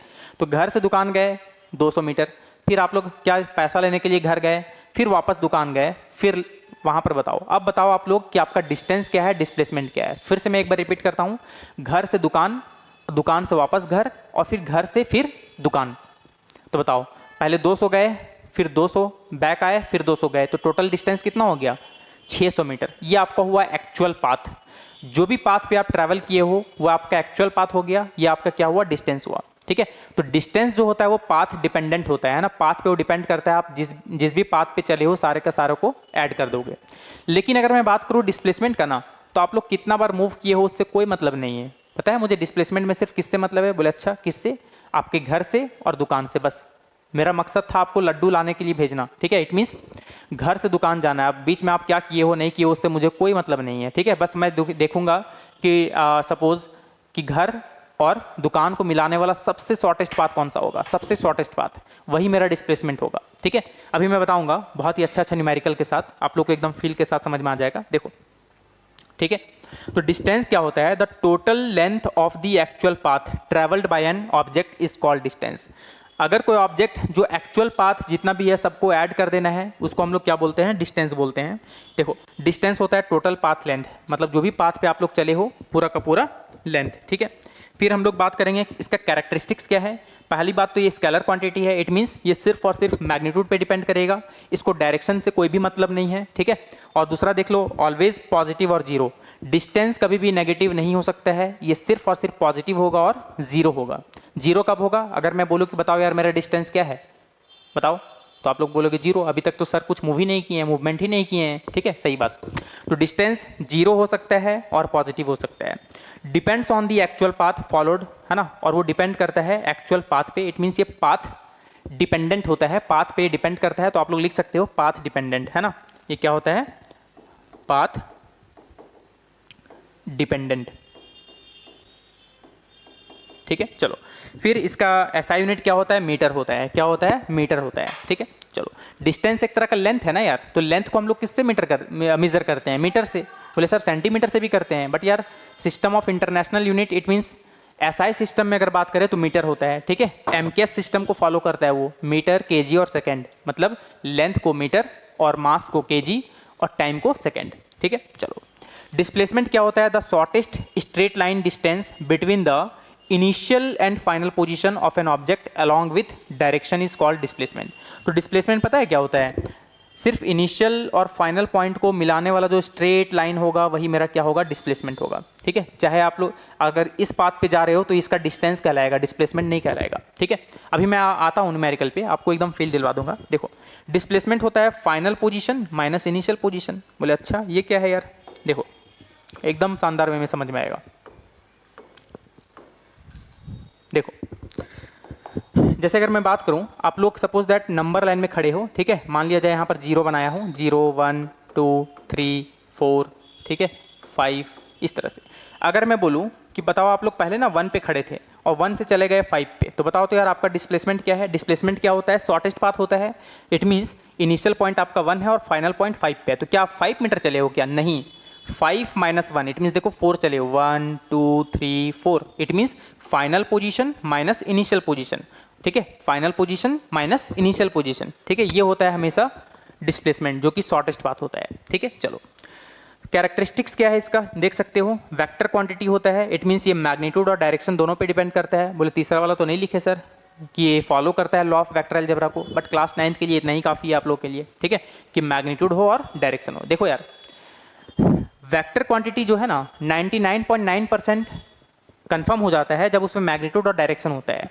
किसी किसी में हो सकता है कन्फ्यूजन कि वो वेक्टर ना हो मैग्नीट्यूड और डायरेक्शन होने के बावजूद भी, तो उसके लिए हम लोग को देखना पड़ता है कि वेक्टर लॉ को फॉलो कर रहा है या नहीं कर रहा है, वो 100% कन्फर्म कर देता है। बट क्लास 9th के बेसिस पर बस समझ जाओ कि वेक्टर क्वांटिटी आप लोग एकदम कन्फर्म हो जाओगे कि मैग्नीट्यूड होगा और डायरेक्शन होगा, बस इतना ही। फिजिकल क्वांटिटी के बारे में तो पढ़ना है क्योंकि आप लोग के पास एक लिमिटेशन भी है कि सारा चीज़ नहीं पढ़ना है ना, इसीलिए यहाँ पर बोला गया है कि मैग्नीट्यूड और डायरेक्शन होगा तो आप लोग के लिए वेक्टर क्वांटिटी एकदम 100% कन्फर्म हो जाएगा। जैसे आप लोग नहीं बचपन में देखे होगे कि कोई बच्चा खेलने के लिए आ जाता था, हम लोग उसको बोलते थे दूध भात है ये, है ना, इसको कुछ नहीं करना, इसको ज़्यादा दौड़ाना नहीं, इसको छूना ही नहीं, बस इसको इन्वॉल्व कर लिए सिंपली, ठीक है। ठीक उसी तरह से कैन बी पॉजिटिव नेगेटिव और जीरो। अब देखो डिस्प्लेसमेंट जो है पॉजिटिव भी हो सकता है, नेगेटिव भी हो सकता है और जीरो भी हो सकता है, ठीक है, क्लियर। ये बोले नेगेटिव कैसे हो सकता है, क्योंकि यार ये डायरेक्शन पे डिपेंड करता है। नेगेटिव यहाँ पर सिर्फ एक डायरेक्शन को बताना चाहता है कि अगर सपोज दैट यहाँ ओरिजिन था, सपोज दैट इधर गया 5 मीटर, इधर चला गया इधर गया 10 मीटर, देखो यहाँ से 5 गया, फिर यहाँ 0 हो गया और 0 से इधर हो गया -10, तो माइनस का मतलब होता है ना कि वो डायरेक्शन बता रहा है कि किस डायरेक्शन में वो जा रहा है। इधर का डायरेक्शन अगर हम लोग पॉजिटिव माने हैं तो इधर का डायरेक्शन को हम लोग नेगेटिव मानते हैं, नंबर लाइन के बेसिस पर समझ सकते हो, ठीक है। चलो देखो अब हम लोग बात करते हैं थोड़ा सा आगे, समझ पाए कि नहीं इसको, देखो फिर से मैं समझा देता हूँ इसको। देखो सिंपल सा बात है, जैसे नंबर लाइन है अपना, ठीक है, अभी 0 है, इधर इधर 1 है, इधर 2 है, इधर -1 है, इधर -2 है और इधर -3 है। देखो अगर सपोज दैट कोई इंसान 0 पे खड़ा है, 0 से इधर चला गया 2 तक और 2 के बाद फिर चला गया इधर -3 तक, तो बताओ इसका डिस्प्लेसमेंट क्या होगा। देखो ध्यान देना, इधर का डायरेक्शन पॉजिटिव होता है, इधर का डायरेक्शन नेगेटिव होता है, ठीक है। तो देखो इधर चला कितना 2, फिर वापस इनिशियल पोजीशन पे आ गया तो 0 हो गया, फिर इधर चल गया 3, बट डायरेक्शन भी तो बताना पड़ेगा ना, इसलिए -3 से दिखाते हैं। माइनस का मतलब इधर की तरफ चला है, वेस्ट की तरफ, ठीक है। तो माइनस साइन सिंपली यहाँ पर एक डायरेक्शन बता रहा है, बस इतना दिमाग में रखना, नहीं तो यार कंफ्यूज करते रहोगे हमेशा, ठीक है। हालांकि हम लोग इतना न्यूमेरिकली कर लेंगे ना कि हमेशा कन्फ्यूजन दूर हो जाएगा आपका। चलो देखो तो सिंपली याद रख लेना यहाँ पर कि कैन बी पॉजिटिव नेगेटिव और जीरो, ठीक है। इंडिपेंडेंट ऑफ पाथ मतलब ये पाथ पे डिपेंड नहीं करता है आप लोग को, जैसे कि मैं बताया कि किस पाथ से गया उससे कोई मतलब नहीं है, सिर्फ इनिशियल और फाइनल को मिलाने वाला स्ट्रेट लाइन होता है, ठीक है। Depends only on initial and final position, और इसका भी ऐसा यूनिट क्या होगा, मीटर होगा, ठीक है, ऐसा यूनिट क्या होगा, मीटर होगा। चलो यहाँ तक तो आप लोगों को एकदम समझ में आ गया होगा। अब यार देखो हम लोग क्या करेंगे, अब हम लोग आते हैं बोर्ड पे डायरेक्टली, ठीक है। बोर्ड पे बोले तो इसको भी रिमूव कर देते हैं, चलो ठीक है, इसको भी रिमूव कर दिए। चलो देखो अब हम लोग देखो सिंपल सा बात है कि डिस्टेंस क्या होता है और डिस्प्लेसमेंट क्या होता है। अगर आप लोग समझना चाहते हो ना तो देखो बहुत ही बेसिक से समझा देता हूं। जैसे सपोज करो, चलो इसके बाद एक और एग्जांपल दूंगा जो कि आप लोगों को बहुत ही बेहतरीन तरीके से समझ में आ जाएगा। देखो समझना, ये अपना क्या है ना, ए से बी इसको जाना था, कहाँ से कहाँ जाना था, ए से बी, ठीक है। 2 जन था, अपना एक कालू था, ये अपना कालू है और ये अपना लालू है। चलो एग्जाम्पल ले लिया अपना, एक्चुअली में जाना था 500 मीटर, अगर वो सीधा चलता तो कितना होता, 500 मीटर, ठीक है। अब ये दोनों जो है चैलेंज लगाया कि चलो देखते हैं कि कौन ज़्यादा डिस्टेंस कवर कर पाता है, ठीक है। और ये लोग दोनों बोला कि ठीक है चलो हम लोग चैलेंज एक्सेप्ट कर लेते हैं। फिर हुआ क्या, लालू जो है ना कुछ देख लिया कालू को करामत करते हुए कि वो एक कुछ एनर्जी ड्रिंक लिया है, बेईमानी कर रहा है जीतने के लिए, है ना, ये रेड बुल ले लिया, ठीक है। अब इसको वो चीज़ ठीक नहीं लगा कि यार ये रेड बुल लेकर के जा रहा है, ठीक है, तो मुझे तो इससे भी खतरनाक एनर्जी लेना पड़ेगा, एनर्जी ड्रिंक, ठीक है। तो ये जो गांव में आता है ना महुआ वाला, वो ले लिया। वो सोचे तुमसे भी बेटा अच्छा वाला एनर्जी लेंगे हम, है ना, एनर्जी ड्रिंक, ठीक है। अब बताओ इसके पास, कालू के पास तो मस्त एनर्जी था, वो एकदम स्ट्रेट चला गया, ठीक है, 500 मीटर ए से बी एकदम स्ट्रेट पाथ को फॉलो कर लिया वो। लेकिन लालू जो है इसके पास तो बहुत ज़्यादा एनर्जी था, अब इसको तो निकालना भी ज़रूरी है उतना एनर्जी, तो ये मस्त रास्ते में जो है झूमते झूमते ए से बी पहुंच गया ऐसे, ठीक है। तो देख सकते हो यहां पर कि ये वाला जो पाथ है, ठीक है, ये किसका है, लालू का है, ठीक है। अब जरा बताओ आप लोगों को, अगर मैं 2 सवाल पूछूं, बोला अच्छा 2 सवाल क्या, पहला तो डिस्टेंस पूछूंगा और दूसरा डिस्प्लेसमेंट पूछूंगा, ठीक है, कि डिस्प्लेसमेंट क्या होगा। देखो यार, आपको एकदम शानदार वे में समझ में आ जाएगा। अगर मैं पूछूं कि बताओ यार कालू का डिस्टेंस क्या है, और एक बार मैं लालू का पूछूंगा, ठीक है, कालू का भी और लालू का भी, ठीक। तो सिंपल सा बात देखो, कालू जो है, कालू का एक्चुअल पाथ क्या है, डिस्टेंस का मतलब होता है एक्चुअल पाथ। तो कालू देखो, कालू एकदम स्ट्रेट लाइन में फॉलो किया था, इट मीन्स उसका डिस्टेंस 500 मीटर ही है, ठीक है। और पता है लालू जो है इसे झूमते झूमते जा करके समझ लो 900 मीटर चला गया, कितना, 900 मीटर। तो इसका एक्चुअल पाथ क्या है, 900 मीटर, देख सकते हो कितना हो जाएगा, 900 मीटर। अब मैं डिस्प्लेसमेंट अगर पूछूं कि बताओ यार कालू का डिस्प्लेसमेंट कितना है और लालू का डिस्प्लेसमेंट कितना है, तो देख सकते हो कि जो कालू है ना, कालू का डिस्प्लेसमेंट होता है शॉर्टेस्ट पाथ। इट मीन्स सिर्फ और सिर्फ वो इनिशियल और फाइनल पोजीशन पे डिपेंड करेगा, किस पाथ से गया उससे कोई मतलब नहीं है उसको, ठीक है। ये बात तो आप लोगों को समझ में आ गया होगा। तो बताओ कालू का इनिशियल और फाइनल पॉइंट को मिलाने वाला सीधा लाइन तो यही है 500 मीटर, ठीक है। तो कालू तो 500 मीटर हो गया इसका डिस्प्लेसमेंट। लालू भी भले किस रास्ते से गया उससे कोई मतलब नहीं है, बस मुझे पूछना है कि ललुआ बताओ तुम्हें कहाँ से कहाँ जाना था, वो बोलेगा सर मुझे ए से बी जाना था, ठीक है। बस ए से बी को मिलाने वाला जो सीधा लाइन होगा वही उसका डिस्प्लेसमेंट होगा, ठीक है। अब वो अगर बहस भी करेगा कि सर मैंने तो बहुत बड़ा पाथ फॉलो किया था, तो बोले क्यों किया, तुमसे कोई बोला था क्या, जब रास्ता 500 मीटर का है तो तुम्हें कौन बोला था कि 900 मीटर का डिस्टेंस तुम ट्रैवल करो, ठीक है। तो डिस्प्लेसमेंट को कोई मतलब नहीं है कि वो किस रास्ते से गया है, बस उसको मतलब है कि इनिशियल और फाइनल पॉइंट को मिलाने वाला स्ट्रेट लाइन, बस इससे ज़्यादा कुछ नहीं। तो डिस्प्लेसमेंट शॉर्टेस्ट पाथ होता है, इट मीन्स वो पाथ पे डिपेंड नहीं करता है, और डिस्टेंस क्या होता है, एक्चुअल पाथ।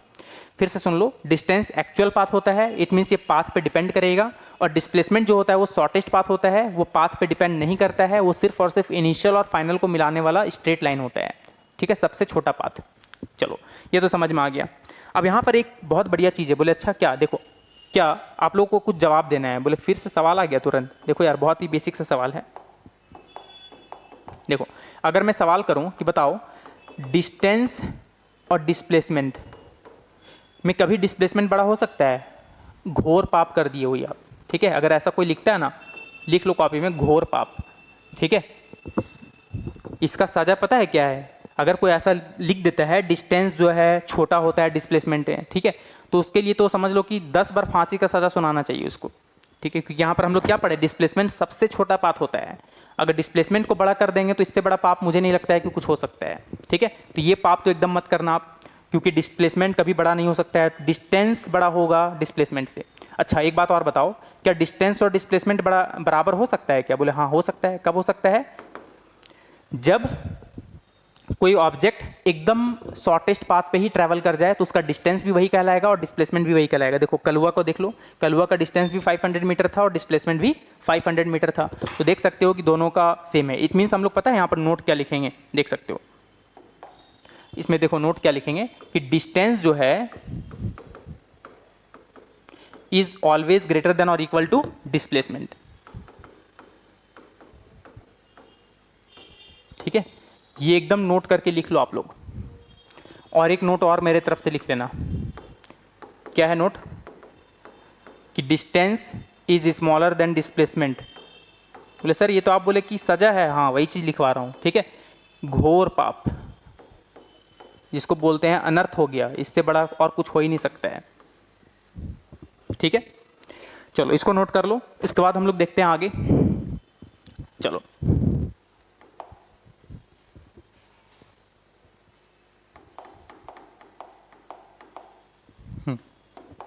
देखो अब हम लोग इसका एक और लेते हैं, ठीक है। भोलू भुलक्कड़ का एग्जाम्पल लेते हैं, इससे बहुत ही बेहतरीन वे में समझ में आता है, ठीक है। भोलू भुलक्कड़ देख सकते हो, जैसा नाम है वैसा काम होगा उसका, ठीक है। तो सिंपल सी बात है, अगर मैं बोलूं, चलो स्टोरी से समझ लो इसको। भोलू भुलक्कड़, हुआ क्या, एक दिन उसके पापा सुबह सुबह उसके कमरे में गए और बोले कि भोलू उठो, ठीक है, तुम्हें आज बहुत बड़ा काम है, तो जल्दी से उठ जाओ और तैयार हो जाओ, तुम्हें नानी माँ को अपनी पिकअप करने जाना है एयरपोर्ट, ठीक है। घर से कहाँ जाना है, एयरपोर्ट जाना है, ठीक है, होम से एयरपोर्ट जाना है। ठीक है। तो बताओ, और होम से एयरपोर्ट में बहुत सारा, समझ लो कि कोई जगह है ए बी, चलो मार्क कर दिया मैं। होम से ए तक का डिस्टेंस मान लो 20 किलोमीटर है, ए से बी तक का 10 किलोमीटर है, और बी से एयरपोर्ट तक का 5 किलोमीटर है। ठीक है। तो हुआ क्या कि भोलुआ जो है ना, उसका तो काम था भुलक्कड़ वाला, है ना, उसका बीमारी था एक। तो भोलू जो है सबसे पहले मुँह कान धो करके अपना जो तैयार हो गया, उसके बाद उसके पापा टीवीएस यानी टेक्ला वेरी स्मार्ट को छोड़ के गए थे कि इसी में नानी माँ को लेकर के आना है। ठीक है सर, इसका बैटरी एक बार चेंज कर देते हैं फिर से। ठीक, तो ले आइए। तो भोलू क्या हुआ कि भोलू जो है यहाँ से गया अपना टेक्ला वेरी स्मार्ट में, ए से यहाँ तक गया। यहाँ पर पता है मैं मिला, बोला भोलू कहाँ जा रहे हो? तो भोलू बोलता है कि नानी माँ को पिकअप करने जा रहे हैं। ठीक है, बट वो मैं देखा यार वो चाबी को घुमाते हुए जा रहा था ऐसे ऐसे। बोले कि कहाँ पर बैठा के लेकर के आओगे? सर पे बैठाओगे क्या? एक मिनट बच्चों, थोड़ा सा बैटरी चेंज कर लेते हैं।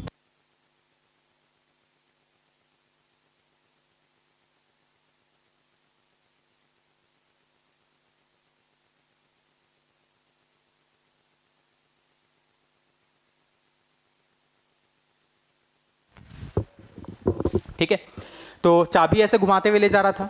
तो मैं बोला भोलू कहाँ जा रहे हो? तो फिर वो बोला कि नानी माँ को लाने जा रहे हैं। तो बोले कहाँ पर बैठाओगे? अपने सर पे। बोला अच्छा भूल गए, सॉरी गलती हो गया। तो फिर से वो अपना टेक्ला वेरी स्मार्ट को लेने के लिए घर गया। ठीक है, देखो किस पाथ को फॉलो कर रहा है, मैं यहाँ पर बना दे रहा हूँ। ठीक है, देख सकते हो। ठीक, अब यहाँ से जो है फिर गया वो बी पे, अपने दोस्तों को बैठा करके ले गया कि चलो नानी माँ को लेकर के आएंगे। फिर यहाँ पर मैं मिला कुछ देर के बाद, बोलता है नानी माँ को अभी ले आए? बोला नहीं अभी तक नहीं लाए, जा रहे लाने के लिए। बोला कहाँ पर बैठाओगे? अपने सर पे, ऑलरेडी 2 दोस्त को बैठा करके लेकर के आया हो। बोला हाँ बिल्कुल सही बोल रहे हैं। तो फिर यहाँ से ये चला गया यहाँ पर। ठीक है, तो वो किस पाथ को फॉलो कर रहा है। फिर यहाँ से वो चला गया इधर, और यहाँ पर याद आया अरे चश्मा तो भूल ही गए, नानी माँ के सामने स्टाइल नहीं मारेंगे क्या, बहुत दिन के बाद आई है, चलो ठीक है। फिर वो बैक गया और फिर यहाँ से चला गया वो एयरपोर्ट। अब एयरपोर्ट में तो उसका बहुत बढ़िया स्वागत हुआ होगा, ठीक है, चप्पल से, नानी माँ से। अब यहाँ पर सवाल ये है कि बताओ यार इसका डिस्टेंस क्या है और डिस्प्लेसमेंट क्या है ना? डिस्टेंस क्या है और डिस्प्लेसमेंट क्या है, ये सवाल है।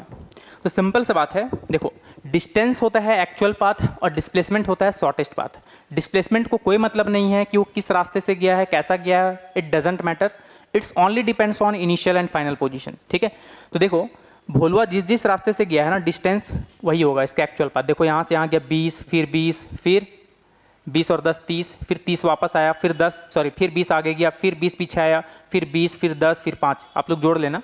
ठीक है, ये उम्मीद मत करना कि सर इसको सॉल्व कर देंगे, ये आप लोग खुद करोगे। ठीक है, जो भी एक्चुअल पाथ है सबको क्या कर लो, ऐड कर लो। और डिस्प्लेसमेंट पता है क्या है? बस पूछना है कि भोलुआ कहाँ से कहाँ जाना है, बोलेगा सर घर से मुझे नानी माँ को लाने एयरपोर्ट जाना है। तो बस इसको मिलाने वाला जो सीधा लाइन होगा, जो शॉर्टेस्ट पाथ होगा, वही अपना डिस्प्लेसमेंट होगा। ठीक है, तो देख सकते हो 20, 10, 30 और 5, 35। बोले वाह सर, है ना, आसान वाला कर दिए और बड़ा वाला छोड़ दिए कैलकुलेशन। यार आप लोग खुद कर सकते हो, देख सकते हो, है ना। चलो मैं कर देता हूँ 20, 20, 40। ठीक है, 40 और 20 60, 60 और 10 70, 70 80 और 20 100, 100 120 140 160 170 175। कितना हो जाएगा? 175 किलोमीटर। कैलकुलेशन मिस्टेक नहीं है, ठीक है, देख लोगे आप लोग एक बार। चलो, तो ये हो गया भोलू भुलक्कड़ के एग्जाम्पल से आप लोग समझ गए होंगे कि डिस्टेंस क्या होता है और डिस्प्लेसमेंट क्या होता है। थोड़ा हम लोग इसके लिए न्यूमेरिकल करते हैं। बोले अच्छा न्यूमेरिकल, हाँ देखो आप लोग ये कार्डिनल डायरेक्शन जानते हो। चलो मैं थोड़ा सा इसको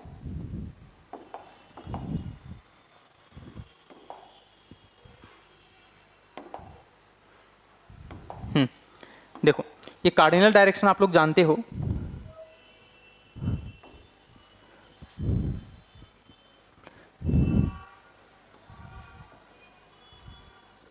चलो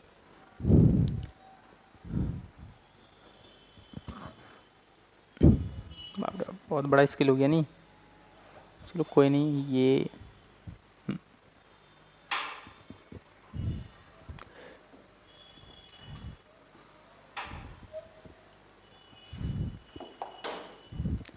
चलो इसको मैं यहीं रखता हूँ स्किल को। ठीक है, चलो देख सकते हो, इसको मैं थोड़ा चलो देख सकते हो, इधर हो गया अपना ईस्ट, इधर हो गया अपना वेस्ट, इधर हो गया नॉर्थ और इधर हो गया साउथ। ठीक है, तो सिंपल सा बात है। देखो पहले एक पर्सन जो है वो ऑरिजिन पे था, ऑरिजिन से वो ईस्ट की तरफ गया, सपोज दैट 3 मीटर, कितना गया 3 मीटर, और यहाँ से ईस्ट एक्चुअली में फिर चला गया नॉर्थ की तरफ, टर्न कर गया 4 मीटर, कितना 4 मीटर। ठीक है, पहले ओ से ए चला गया, फिर ए से बी चला गया। तो यहाँ से आप लोग को बताना है कि बताओ इसका डिस्टेंस क्या होगा, डिस्प्लेसमेंट क्या होगा। तो यार डिस्टेंस तो एक्चुअल पाथ होता है, तो देखो 3 मीटर प्लस 4 मीटर तो कितना हो जाएगा 7 मीटर। तो मैं यहाँ लिख देता हूँ डिस्टेंस क्या हो गया 7 मीटर। बोले हाँ यार ये तो समझ में आ गया। ठीक है, अब अगर मैं डिस्प्लेसमेंट के बारे में बात करूं तो डिस्प्लेसमेंट होता है इनिशियल और फाइनल को मिलाने वाला सीधा लाइन। तो देख सकते हो ये अपना डिस्प्लेसमेंट हो गया। तो देख सकते हो कि यहाँ पर राइट एंगल ट्रायंगल बन रहा है। तो सिंपली हम लोग यहाँ क्या करेंगे, पाइथागोरस थ्योरम को अप्लाई करेंगे। चलो मैं यहाँ कर देता हूँ, देख लो हाइपोटेनस का स्क्वायर इक्वल्स टू परपेंडिकुलर का स्क्वायर प्लस बेस का स्क्वायर। हाइपोटेनस यानी ओ बी का स्क्वायर जो कि मुझे नहीं पता। ठीक है, परपेंडिकुलर का स्क्वायर 4 का स्क्वायर प्लस 3 का स्क्वायर, देख लो 16 प्लस 9। ठीक है, तो ओ बी का वैल्यू कितना आ जाएगा रूट अंडर में 25, चूँकि यार स्क्वायर हटता है तो रूट आता है, तो ओ बी का वैल्यू कितना आ जाएगा 5, देख लो 5 मीटर। ठीक है, तो यहाँ से देख सकते हो कि इसका डिस्प्लेसमेंट हो गया 5 मीटर। तो ये आप लोग सॉल्व कर लिए। चलो एक क्वेश्चन मैं देता हूँ, आप लोग इसको सॉल्व करो।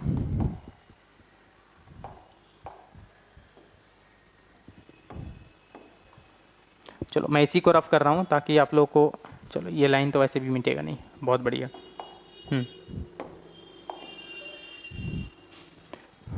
चलो इसी क्वेश्चन में मैं आप लोगों को एक क्वेश्चन दे देता हूँ। जैसे ऑरिजिन से सबसे पहले ए तक गया, सबसे पहले तो ए तक गया, फिर ए से बी चला गया, फिर बी से सी चला गया, और सी से फिर डी चला गया। ठीक है, चलो ओ से ए है 3 मीटर, ये है अपना 2 मीटर, और ये है अपना 1 मीटर, या फिर चलो 2 मीटर ले लिया, और ये है अपना 3 मीटर। तो बताना है कि इसका डिस्टेंस और डिस्प्लेसमेंट क्या होगा। तो डिस्टेंस तो यार आप लोग ऐसे ही निकाल सकते हो। बोले अच्छा कैसे, देख सकते हो। तो डिस्टेंस क्या होगा 3 2 5 2 7 और 3 10, तो 10 मीटर हो गया डिस्टेंस।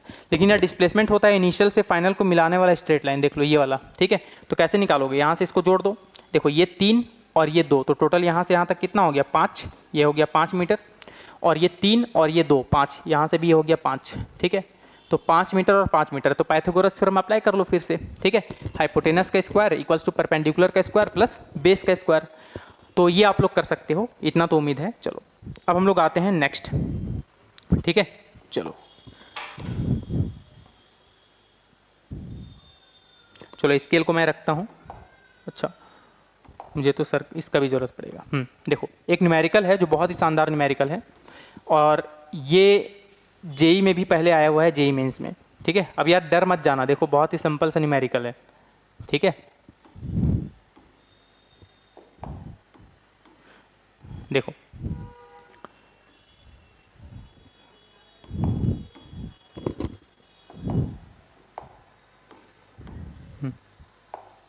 देखो इसमें क्या करना है,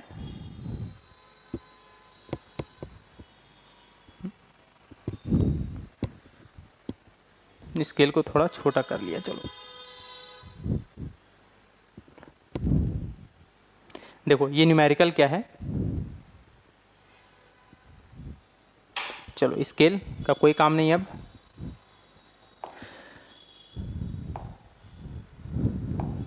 चलो देखो ये अपना क्या है ना, ये यहाँ पर सेंटर है, इसका रेडियस आर है।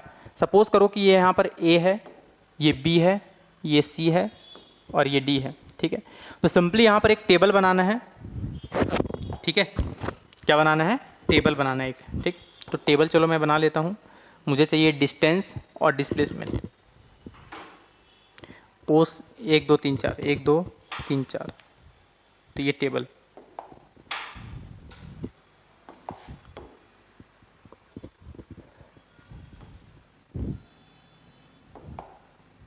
चलो मैं टेबल ऐसे ही बना देता हूँ। ठीक है, देखो सवाल ये है कि अपने पास ये पाथ गिवन है, देख लो ये अपना पाथ है, यहाँ पर ये डिस्टेंस है, और ये डिस्प्लेसमेंट यहाँ पर फाइंड आउट करना है। पाथ कौन कौन सा है देख सकते हो। पाथ अपने पास ये है, देखो ए से बी, ए टू बी जब जाएगा तो क्या होगा, और ए टू सी, और एक बार ए टू डी, और एक बार ए टू ए। देख लो, जब ए से बी जाएगा तो डिस्टेंस और डिस्प्लेसमेंट बताना है, फिर ए से सी जाएगा तब, फिर ए से डी जाएगा तब, और ए से ए वापस आएगा तब। सिंपली आप लोग दो चीज़ दिमाग में रखोगे कि डिस्टेंस होता है एक्चुअल पाथ और डिस्प्लेसमेंट होता है शॉर्टेस्ट पाथ। बोले हाँ यार ये तो पता है। तो देखो ए से बी जब जाएगा ना, देखो एक्चुअल पाथ कितना, अगर पूरा एक सर्कल कंप्लीट कर लेता तो 2 पाई आर होता, पूरा एक सर्कल कंप्लीट करता तो एक सरकमफ्रेंस के बराबर होता इसका लेंथ, जो कि 2 पाई आर होता। लेकिन इसका फोर्थ पाथ है तो 2 पाई आर बाई 4 कितना होगा देख लो, 2 पाई आर बाई 4 मतलब हो जाएगा पाई आर बाई 2। तो इसका डिस्टेंस पता है कितना होगा, पाई आर बाई 2। बोले अच्छा यार हाँ ये तो समझ में आ गया। कल कितने अगर रेडियस भी दे दे तो आप लोग उसको पुट करके सॉल्व कर लेना। बोले हाँ ये तो हो सकता है। फिर अगर मैं बात करूं डिस्प्लेसमेंट, तो ए से बी तक को मिलाने वाला स्ट्रेट लाइन जो होता है ना वो डिस्प्लेसमेंट होता है, देख सकते हो। तो ये वाला डिस्प्लेसमेंट होगा, तो ये आर है तो ये भी आर है। तो जब पाइथागोरस थ्योरम अप्लाई करोगे तो हाइपोटेनस का स्क्वायर इक्वल्स टू परपेंडिकुलर का स्क्वायर प्लस बेस का स्क्वायर, तो कितना आएगा देख लो, हाइपोटेनस का स्क्वायर रूट अंडर में r square plus r square, it means √2r। कितना आएगा √2r। आप लोग सॉल्व करके देख लो कितना आ जाएगा √2r। चलो मैं बता दूं क्या, चलो हो सकता है कोई बच्चा नहीं समझे। देखो तो चलो यहाँ बताता हूँ, हाइपोटेनस का स्क्वायर जो होता है वो परपेंडिकुलर का स्क्वायर प्लस बेस का स्क्वायर होता है। हाइपोटेनस का स्क्वायर नहीं पता, वही तो निकालना है। परपेंडिकुलर अपना r है तो r square plus r square, तो हाइपोटेनस स्क्वायर रहेगा तो उधर रूट आ जाएगा, तो r square plus r square 2r square हो जाएगा। तो √2 तो अकेला रह जाएगा, लेकिन आर स्क्वायर में एक r बाहर निकल जाएगा, तो देख लो √2r आ जाएगा, है ना। तो डिस्प्लेसमेंट हो जाएगा इसका √2r। ए से सी जब जाएगा तो बताओ, पूरा होता तो 2 पाई आर, आधा है ना, देख लो आधा जा रहा है ए से सी, तो इसका सरकमफ्रेंस कितना होगा पाई आर, ठीक है, आधा कितना हो जाएगा पाई आर। और डिस्प्लेसमेंट के बारे में बात करूं तो ए से सी को मिलाने वाला स्ट्रेट लाइन देखो ये डायमीटर के अलॉन्ग होगा, तो ये रेडियस है तो ये भी रेडियस है, तो आर प्लस आर कितना हो जाएगा 2r के बराबर हो जाएगा। अगर मैं बोलूँ ए से डी जाना है तो देख लो pi r by 2 plus pi r by 2 plus pi r by 2 कितना हो जाएगा 3 पाई आर बाई 2, देख सकते हो 3 पाई आर बाई 2। यार देखो पाई यहाँ से यहाँ तक पाई आर बाई 2 है, ये भी पाई आर बाई 2 है, ये भी पाई आर बाई 2 है, तो x प्लस x कितना होता है 3x, तो pi r by 2 plus pi r by 2 plus pi r by 2 कितना हो जाएगा 3 पाई आर बाई 2। उसी तरह से डिस्प्लेसमेंट क्या होगा इसका देखो, तो ए से डी को मिलाने वाला देख सकते हो, यहाँ पर भी पाइथागोरस थ्योरम लगेगा, ये आर है तो ये भी आर है, देख लो तो वही आएगा √2r आएगा, सेम टू सेम कर लेना पाइथागोरस थ्योरम, ठीक है √2r। अब बताओ अगर ए से ए में चला जाए तो एक्चुअल पाथ इसका क्या है पूरा सरकमफ्रेंस यानी 2 पाई आर, तो डिस्टेंस तो हो जाएगा 2 पाई आर, लेकिन डिस्प्लेसमेंट क्या होगा देखो इनिशियल और फाइनल यही हो गया, मतलब इनिशियल और फाइनल के बीच में कोई भी सेपरेशन नहीं है, इट मीन्स उसका डिस्प्लेसमेंट क्या हो जाएगा 0 हो जाएगा, ठीक है क्या हो जाएगा 0। तो ये तो उम्मीद करता हूँ कि आप लोगों को समझ में आ गया। चलो एक लास्ट न्यूमेरिकल देता हूँ जो IIT JEE में भी आया हुआ है, ठीक है। चलो देखो अब सिंपली मुझे फिर से लाइन बनाना होगा, ठीक है। चलो तो एक लाइन बनाता हूँ पहले, देखो यार आप लोग को एकदम फील के साथ समझ में आ जाएगा, बस न्यूमेरिकल से डरना नहीं है। देखो थोड़ा सा इसको ऊपर कर देता हूँ, समझना इसको। चलो अब मुझे इस स्केल का कोई काम नहीं है तो हटा देता हूँ, देख लो न्यूमेरिकल समझना बहुत ही बढ़िया न्यूमेरिकल है ये। देखो अब यहाँ पर मुझे सर्कल का ज़रूरत पड़ेगा, तो चलो मैं सर्कल बना लेता हूँ कुछ शेप्स।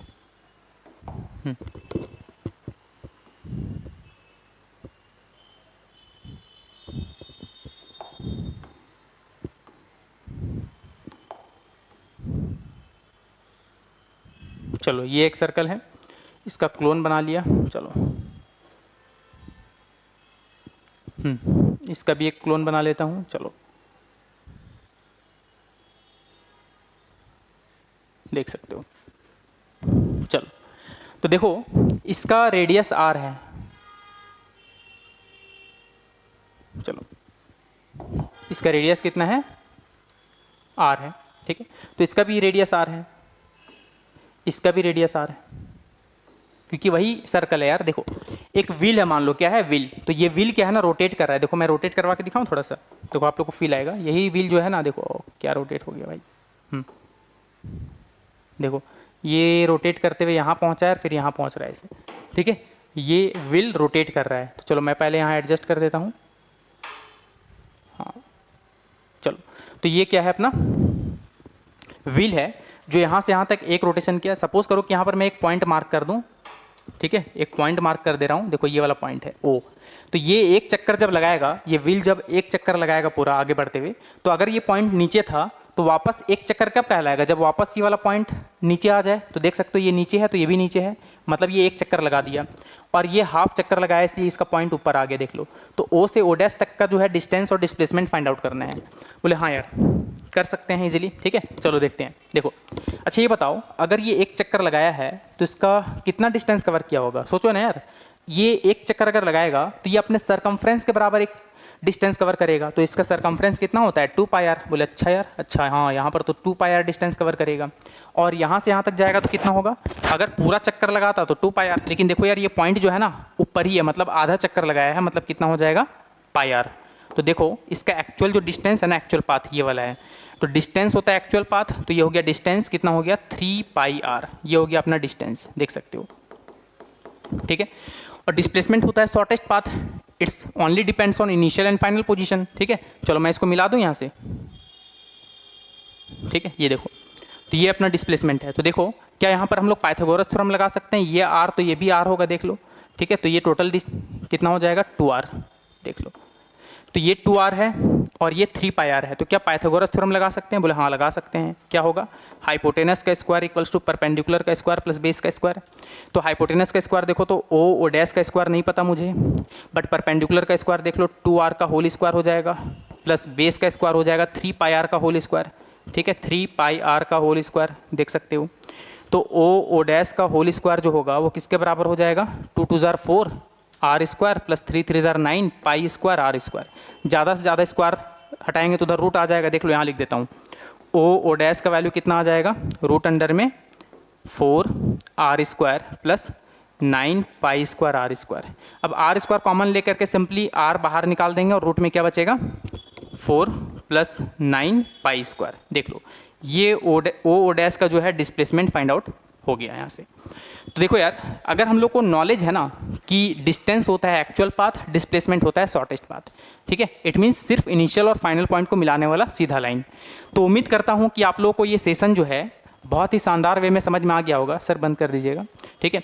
तो आज के लिए इतना ही, और आप लोग इस चैप्टर को जो है एक बार फिर से रिकैप करोगे, और उम्मीद करता हूँ कि आप लोगों को इसमें कोई भी डाउट नहीं होगा। अगर डाउट होगा तो आप लोग कमेंट सेक्शन में पूछ सकते हो। तो आज के लिए इतना ही, थैंक यू।